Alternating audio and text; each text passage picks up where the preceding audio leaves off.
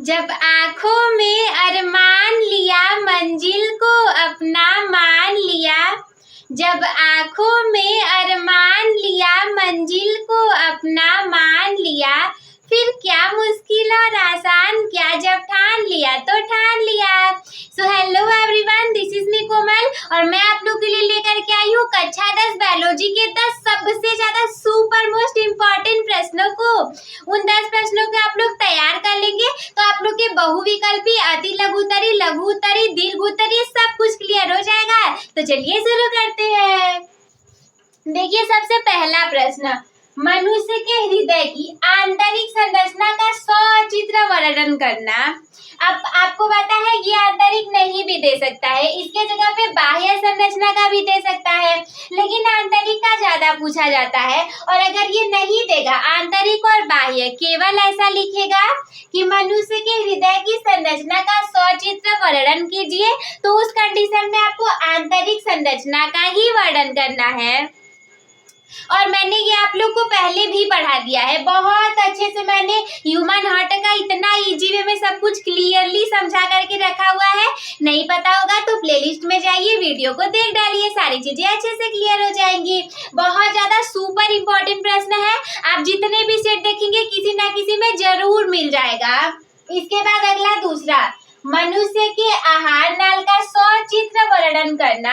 आपको पता है जब आप लोग हृदय का, आहार नाल का, इन सभी चीजों का सचित्र वर्णन करने वाला प्रश्नों को पढ़ेंगे तो क्या होगा ना, जो एमसीक्यू बहुविकल्पी वाले आते हैं वो भी आपके क्लियर हो जाएंगे। जो अति लघुत्तरी में इनसे रिलेटेड छोटे छोटे प्रश्न आएंगे, जैसे शुद्ध रक्त कहाँ पे होता है, क्या निकल के कहाँ पे जाता है, फेफड़ा कौन से काम में आता है। तो जब आपके बारे में इसकी पूरी जानकारी रहेगी तो छोटे छोटे प्रश्नों को तो आप लोग लिख ही लेंगे, यानी एमसीक्यू भी क्लियर हो जाएंगे, अति लघुत्तरी, लघुत्तरी सारी चीजें क्लियर हो जाएंगे।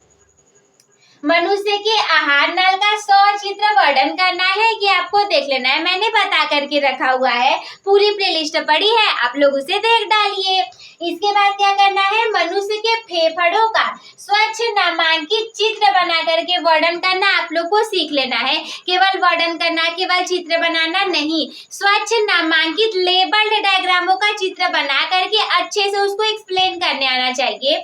देखिए क्या है ना, अगर आपको चित्र बनाने अच्छे से आता रहेगा तो उसके बारे में तो आप लिख ही लोगे। अगर डायग्राम बनाने आपको आ गया, कौन सी चीज कहाँ पे है, कौन सी चीज क्या करने के काम में आ रही है, तो फिर क्या आप उसके बारे में बना करके नहीं लिख पाएंगे, बहुत अच्छे से चुटकियों में लिख पाएंगे।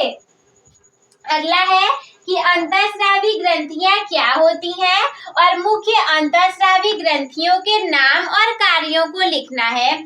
जब भी कभी ऐसा प्रश्न आएगा कि बहुत, देखिए प्रश्न ऐसे होंगे ना कि ह्यूमन में बाकी चीजों में अलग अलग होंगे, लेकिन जब भी कहीं पे आपको समझ में ना आए कि वो कहाँ पे पूछा जा रहा है तो आपको ह्यूमन का ही समझना है।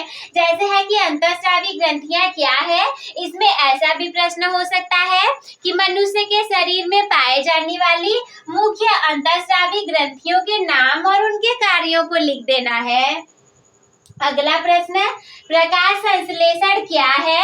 प्रकाश संश्लेषण के बारे में हमें पता है, बचपन से पढ़ाया जाता है, आप लोग को भी याद होगा, तुरंत कमेंट बॉक्स में हमें बता दीजिए। देखो तो सबसे पहले किसका प्रकाश संश्लेषण पे कमेंट आता है और कितने लोग का सही हो जाता है। अगर आपका सबसे पहला कमेंट आया प्रकाश संश्लेषण का सबसे ज्यादा सही, तो सबसे पहले उसे पिन कर दिया जाएगा और फिर हमेशा कोई भी इस वीडियो पर आएगा तो आपका ही पिन कमेंट उसे सबसे पहले दिखेगा। इसके बाद प्रकाशिक और अप्रकाशिक अभिक्रिया में अंतर को बताना है, या फिर प्रकाशिक और अप्रकाशिक अभिक्रिया क्या होती है उसके बारे में लिखना है। अगला है कि निषेचन किसे कहते हैं, द्विनिषेचन और त्रिक संलयन के बारे में बताना है, ये भी मैंने आप लोग को बता दिया है। द्विनिषेचन कैसे कहाँ होगा, त्रिनिषेचन, त्रिक संलयन कैसे कहाँ पर होगा, और निषेचन हम किसे कहते हैं। अब आप सोचिए कि अगर ये मनुष्य में रहता तो द्विनिषेचन और त्रिक संलयन तो नहीं दिया रहता, यानी कि इस प्रश्न से हमें ये पता चल रहा है कि ये जो निषेचन किसे कहते हैं, इसे मनुष्यों के नहीं पेड़ पौधों में किसे कहते हैं, प्लांट्स में लिखना है, क्योंकि यहाँ पर है द्विक निषेचन और त्रिक संलयन। मनुष्य में तो ये होता नहीं है, ये प्लांट में ही होता है, इसका मतलब निषेचन किसे कहते हैं, ये आपको प्लांट वाला निषेचन जैसे होता है उसको बताना है। तो आई होप कि आप लोग को ये 6 प्रश्न आप लोगों ने देख लिए होंगे, इसे तैयार कर लीजिएगा। एक बार फिर से बता देती हूँ, फिर आप लोग इसका स्क्रीनशॉट ले लीजिएगा। पहला है कि मनुष्य के हृदय की आंतरिक संरचना का सचित्र वर्णन करना है, मनुष्य के आहार नाल का सचित्र वर्णन करना, मनुष्य के फेफड़ों का स्वच्छ नामांकित चित्र बना करके वर्णन करना, और अंतःस्रावी ग्रंथियां क्या होती हैं, मुख्य अंतःस्रावी ग्रंथियों के नाम और कार्यों को लिखना। प्रकाश संश्लेषण क्या होता है, प्रकाशिक और अप्रकाशिक अभिक्रिया में अंतर को बताना है। निषेचन हम किसे कहेंगे, द्विक निषेचन और त्रिक संलयन के बारे में बताना है। तो आप लोग इसे लिख लीजिए या फिर इसका स्क्रीनशॉट ले लीजिए। इसके बाद 4 प्रश्न और हमारे पास है, हम उसे भी देख लेते हैं।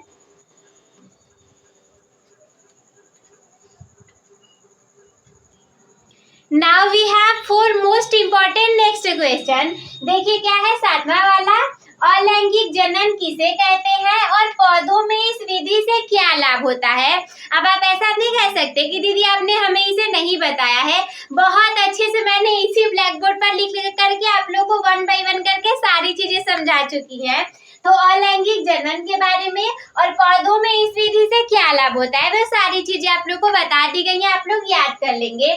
अगला है आनुवंशिकता की परिभाषा लिखना है। आनुवंशिकता क्या होता है, आनुवंशिकता के जनक कौन है और उन्होंने अपने प्रयोग किस पादप पर किए थे। जैसे अगर हम बात करें आनुवंशिकता की परिभाषा लिखिए, तो जीवों के जो लक्षण होते हैं एक पीढ़ी से दूसरे पीढ़ी में स्थानांतरित होते हैं, उसे हम हेरिडिटी या आनुवंशिकता कहते हैं। दूसरे का आंसर होगा कि आनुवंशिकता के जनक कौन है, तो हम जानते हैं ग्रेगर जॉन मेंडल जी हैं। उन्होंने अपने प्रयोग किस पादप पर किए थे, तो हम जानते हैं कि पी के प्लांट पे यानी मटर के पौधे पर किए थे, और वो भी बागानी मटर का पौधा था।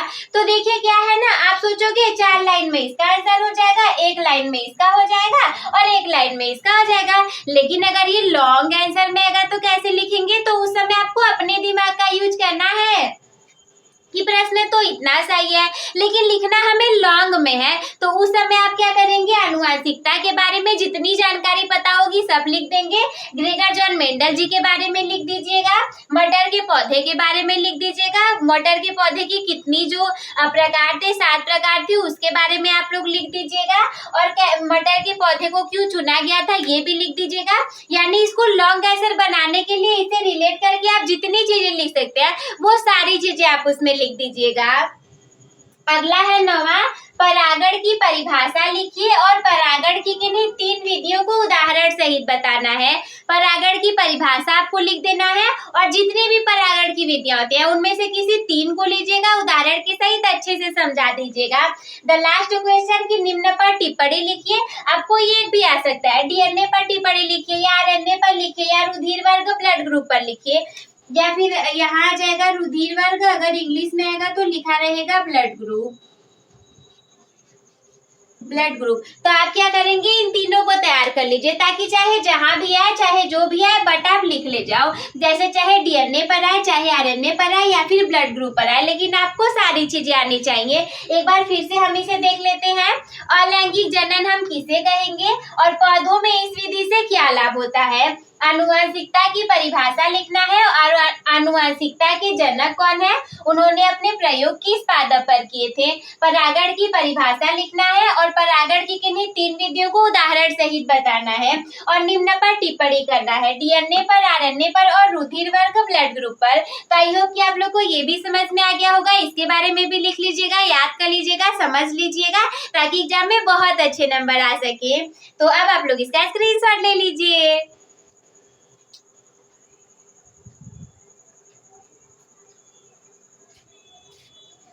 So I hope my dear student that you all will be able to understood all these things. At last what you people have to do, start your topper becoming journey with the topper by subscribing the channel. Also you can like this video, share with your friends. If there is any doubt in your mind or if you wanna say anything to me, then you can comment me. Take care, bye bye. I will see you in the next video.